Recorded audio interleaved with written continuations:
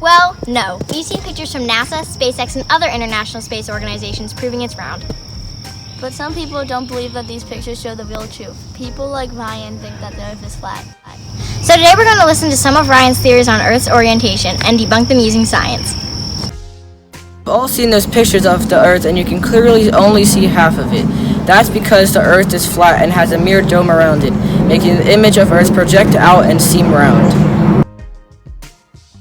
No, there is no dome around Earth. The reason you can only see half of Earth at a time is because of shadows.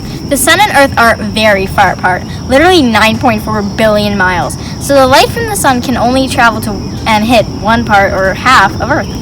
That part that is lit up is having daytime. The other half of Earth has a big shadow cast over it and is having nighttime. The part of Earth is still there, but just an indirect sunlight and blends in with its surroundings. Another thing is if you look up at the sun, it's really hard to see, but there's a shadow object up there. It orbits us and can only really be seen when it covers up the moon. That's a lunar eclipse. That's just crazy. There's no shadow object orbiting us. A lunar eclipse is a circumstance where the moon is in line perfectly with Earth's umbra or shadow and gets a deep red color from it.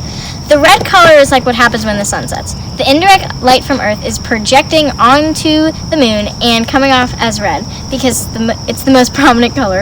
All light has color, and when you see all these colors together, you get white light. Bright things like Earth move, and most colors get scattered except red. Yep, and as far as we know, the shadow object doesn't give off any light, so its shadow can't give off color. If the shadow object was real, the lunar eclipse would just be a dark moon in the sky, not its signature red color. And we can't forget what it would look like without the shadow object. Yeah, pretty weird. There are rivers that flow for hundreds of miles towards the sea without dropping more than a few feet. Even looking at this big field, it looks completely straight.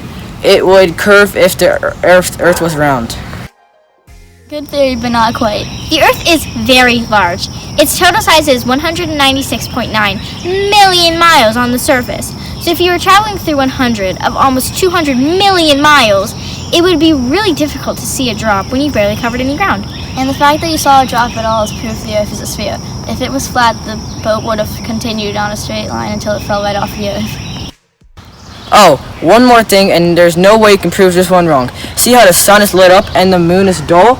That's because they're on a big light pole, and only one can be seen at a time. It spins, which causes things to rise and set.